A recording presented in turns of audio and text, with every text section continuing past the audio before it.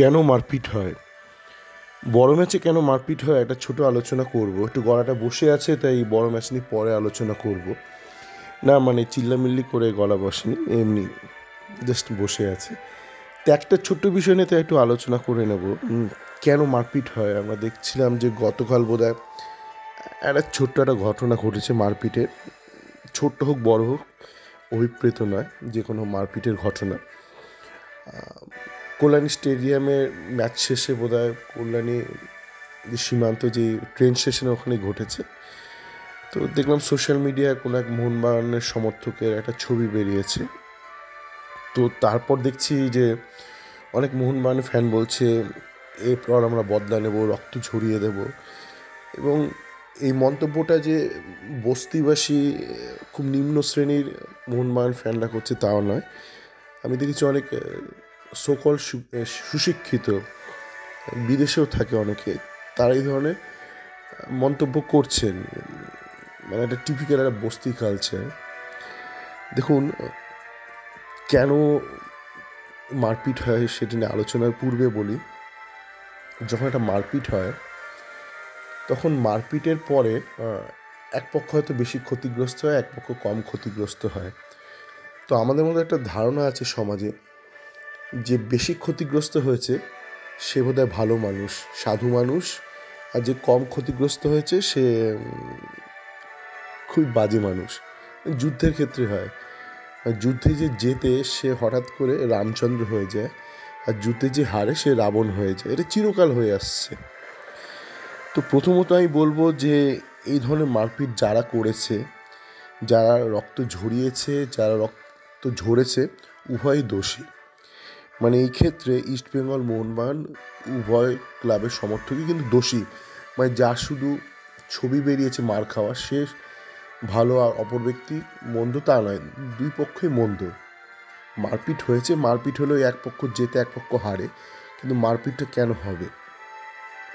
এবার আমরা আসি, যেহেতু এই বিশেষ ঘটনা সম্পর্কে ডিটেলে জানি না, কিন্তু কেন সাধারণত মারপিটটা হয় তার একটাই কারণ, এই গ্রুপ কালচার, মানে গ্রুপ সাইকোসিস বা গ্রুপ সাইকোলজি। আপনি দেখবেন, আপনি যখন একলা থাকেন না, তো আপনার মনে একটা ভয় ভয় থাকে, এটা কি করবো কি করবো না, করবো কি করবো না।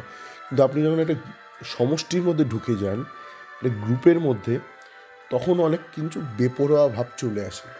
তো গ্রুপ জিনিসটার একটা ভালো দিক আছে, মন্দ দিকও আছে। গ্রুপ করে আপনি যেমন যখন দেশ পরাধীন ছিল, সব মানুষকে একত্রিত করতে হয়েছিল, একটা গ্রুপ তৈরি করে ব্রিটিশকে ভয় পাওয়াতে হয়েছিল।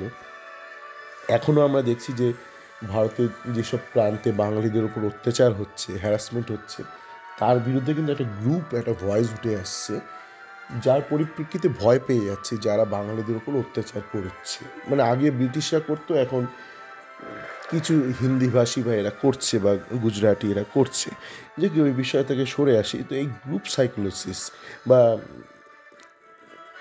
গ্রুপ সাইকোলজি, তো এই ক্ষেত্রে দেখুন কি বলবো, মানে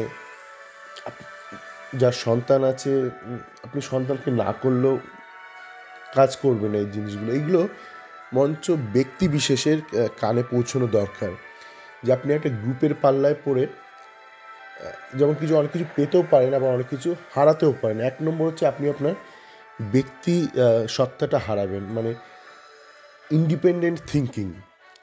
আপনারা দেখবেন হয়তো আমার যে চ্যাট ফোরাম আছে, এটা বহু যুগ ধরে চলছে, প্রায় 7 বছর হতে চললো। সেখানে প্রচুর লোক কন্ট্রিবিউট করে, প্রচুর লোক দেখবেন ওখানে ফলোয়ার আছে, কিন্তু এরা কিন্তু কোনো গ্রুপ নয়।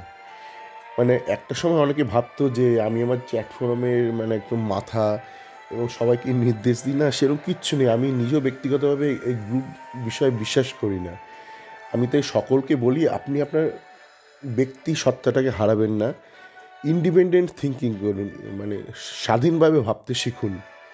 আপনি গ্রুপের পাল্লায় পড়ে এই যে বেশি ওস্তাদি করছেন, মস্তানি করছেন, সেই মস্তানির ফলে আপনি যেমন অন্যের রক্ত ঝরাতে পারেন, আপনার নিজের রক্তও কিন্তু ঝরতে পারে।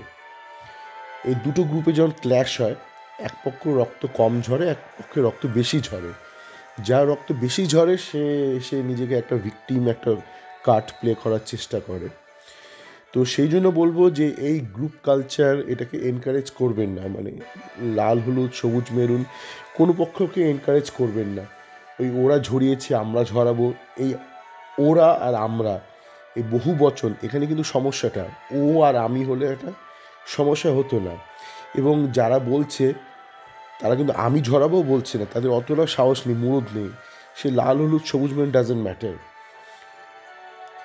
একটা ইন্ডিভিজুয়াল লেভেল আপনার সাহস ওই আপনার ওই পাড়ার ওই একটা ঘেউ নেড়ি কুকুরের মতন। আপনি যখন গ্রুপে তখন হচ্ছে একসাথে অনেক নেড়ি কুকুর চলে এলে যা হয়, ইস্ট বেঙ্গল মোহনবাগান দুটো ক্লাবের সমর্থকের ক্ষেত্রেই প্রযোজ্য। যখন তারা গ্রুপে বিহেভ করে তখন ওই রাত্রি দুটোর পাড়ার সমস্ত নেড়ি কুত্তার মতন তারা বিহেভ করে। ইস্ট বেঙ্গল ফ্যান হোক বা মোহনবাগান ডাজেন্ট ম্যাটার, দুপক্ষের ক্ষেত্রে এটা প্রযোজ্য। তো আপনাকে যখন খণ্ডন করতে হবে, এই মূল সমস্যাটাকে কিন্তু আঘাত করতে হবে বা মূল সমস্যাটাকে আপনাকে কিন্তু তুলে ধরতে হবে জনসমক্ষে। ওই ওরা আমরা এগুলো করলে কিন্তু এই সমস্যাটা মিটবে না কোনো দিন, কেননা আপনি সমস্যাটাই ধরতে পারছেন না। সবাই ভালো থাকবেন। আমি ওই ম্যাচ নিয়ে পরে আলোচনা করব। গলাটা প্রথমত ভেঙে আছে, আর দ্বিতীয়ত হচ্ছে এই এখন ম্যাচ শেষেই মানে ইস্টবেঙ্গল ফ্যানরা একটু বিশেষ এক্সাইটেড। তো এখন টেকনিক্যাল ব্যাপার বা যেগুলো কাজের কথাবার্তা সেগুলো খুব একটা কানে ধরবে না। তো যখনই এক্সাইটমেন্ট একটু কমে আসবে তখন আমি আলোচনা করব। সকলে ভালো থাকবেন।